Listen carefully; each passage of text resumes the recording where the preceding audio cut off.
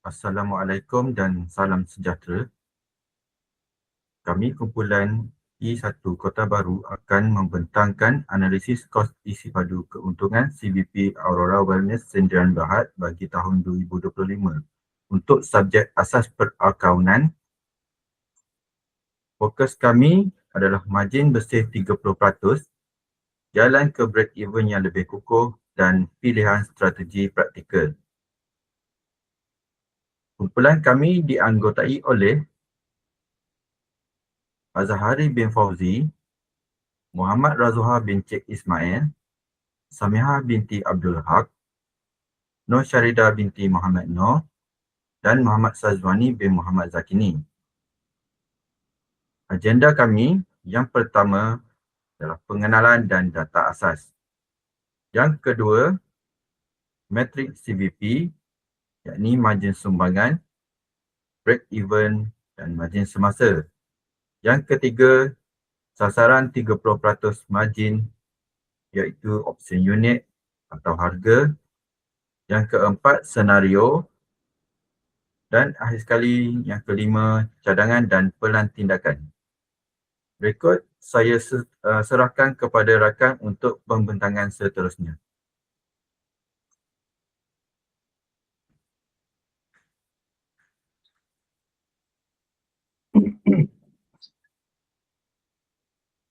Terima kasih kepada rakan Encik Razuha di atas pengenalan itu tadi. Untuk seterusnya, saya akan membentangkan berkaitan latar belakang dan objektif analisis.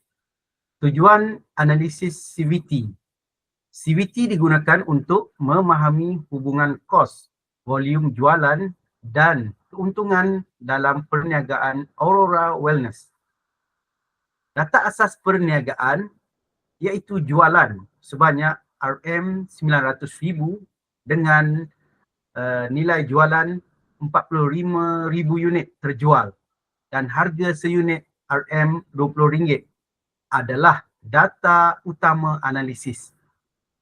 Objektif kewangan mengenal pasti titik pulang modal, margin sumbangan dan strategi untuk tingkatkan margin bersih kepada 30%. Keputusan pengurusan analisis membantu pengurusan membuat keputusan harga, pengurusan kos dan struktur commission agent. Seterusnya, berikut adalah data asas dan formula bagi CVT. Dalam data tersebut, ada item dan nilai. Bagi jualan, harga jualan adalah RM900,000. Unit terjual sebanyak 45,000 unit. Harga bagi seunit ialah RM20.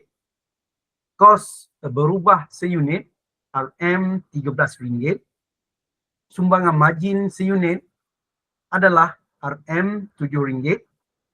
Nisbah margin sumbangan sebanyak 35% dan kos tetap sebanyak RM189,000.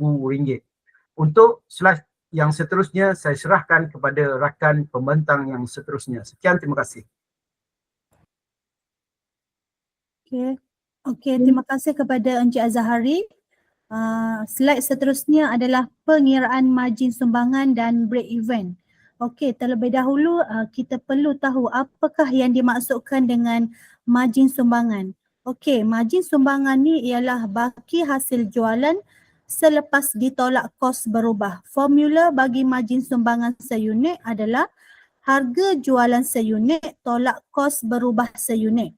Okey, bagi kes Aurora Wellness ni, harga jualan seunit RM20, kita akan tolak kos berubah seunit RM13. Okey, jadi margin sumbangan seunit kita akan dapat RM7. Okey, seterusnya titik pulang modal. Okey, kita perlu tahu apakah yang dimaksudkan dengan titik pulang modal. Titik pulang modal ialah tahap jualan di mana jumlah hasil sama dengan jumlah kos, tiada untung dan tiada rugi. Okey, bagi formula titik pulang modal untuk unit, kos tetap bahagi margin sumbangan seunit. Dari untuk titik pulang modal dalam RM, kos tetap kena bahagi nisbah margin sumbangan. Okey, nisbah margin sumbangan sebanyak adalah 35% menunjukkan peratusan jualan yang menyumbang kepada kos tetap dan keuntungan. Titik pulang modal adalah 27,000 unit atau RM 540,000 nilai jualan menandakan syarikat mula menjana keuntungan. Margin bersih dan strategi. Untung bersih 14% jauh dari sasaran 30%. Penting untuk strategi harga dan volume jualan dioptimumkan. Seterusnya. Okey, kita akan lihat dari segi sasaran margin bersih 30%. Okey, yang pertama, pendekatan naikkan harga. Harga perlu dinaikkan kepada RM26 untuk mencapai margin 30% dengan volume kekal 45,000 unit. Yang kedua, pendekatan tingkatkan volume. Volume jualan perlu meningkat kepada 58,500 unit jika harga kekal RM20 untuk capai margin 30%. Dan yang terakhir sekali, strategi dan kajian keanjalan. Strategi pemasaran dan kajian keanjalan harga penting untuk memastikan permintaan tidak terjejas. Okey, sekian. Terima kasih. Saya pas kepada Puan Syarida. Silakan. Okey, terima kasih Puan Samiha. Bahagian saya akan bentangkan analisis senario. Okey, peningkatan kos berubah. Senario peningkatan kualiti. Okey, kos berubah meningkat kepada 55% dari jumlah jualan, mencerminkan peningkatan perbelanjaan berkaitan pengeluaran. Okey, seterusnya kenaikan jualan signifikan. Okey, jualan dijangka meningkat 3 kali ganda kepada RM 2.7 juta, menunjukkan peningkatan yang kuat selepas peningkatan kualiti. Okey, seterusnya keuntungan dan margin bersih. Okey, untung bersih naik ke RM 618,000 dengan margin bersih 22.9%, menandakan peningkatan keuntungan yang ketara walaupun margin belum capai 30%. Okey, seterusnya strategi peningkatan kualiti.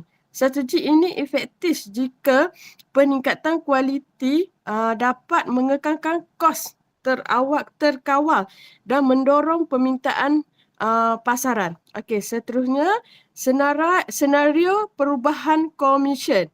Okey, senario kita ada senario untung bersih margin, pulang modal. Okey, pertama komisen 20%, persamaan RM 81,009 dengan 31,500 unit. Okey, nombor 2, earned agent tambah 5%, persamaan RM 162,000,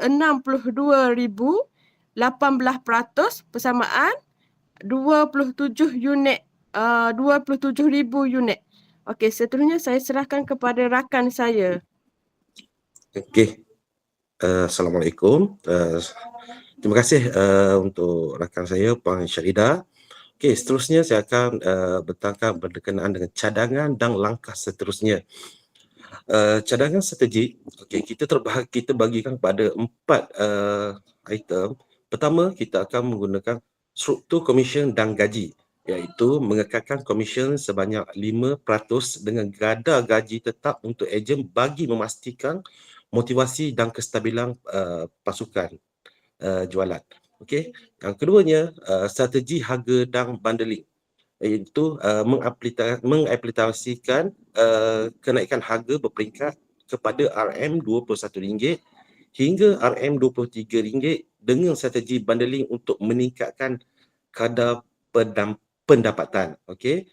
Seterusnya, saluran jualan kos rendah. Ini memperluaskan saluran jualan seperti e-dagang dan program affiliate untuk menjangkau pelanggan dengan kos yang sangat rendah.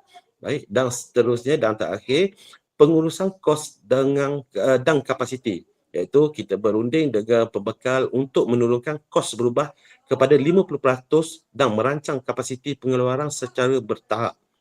Okey, baiklah, seterusnya kita akan ke plan tindakan, iaitu plan tindakan ni kita cadangkan ada 4 juga. Okey, pertama kita menetapkan KPI. Apa itu KPI? KPI adalah untuk tetapkan KPI untuk komisen dan pulangan iklan bagi menilai keberkesanan kempen pemasaran. Baik, seterusnya kajian pasaran. Menjalankan kajian pasaran untuk mengukur keanjalan harga dan penerimaan produk premier. Seterusnya, plan operasi 2 fasa. Okey, rangka plan 2 fasa ni adalah untuk tingkatkan jualan secara berperingkat sehingga mencapai sasaran lah. Okey. Yang terakhirnya, koordinasi antara jabatan. Kerjasama antara jabatan pemasaran, pengeluaran, kewangan ni sangat penting untuk memastikan pelaksanaan ini berjalan dengan lancar. Baiklah, itu sahaja. Sekian, terima kasih, dan saya terus serahkan kepada rakan saya untuk penutup. Terima kasih.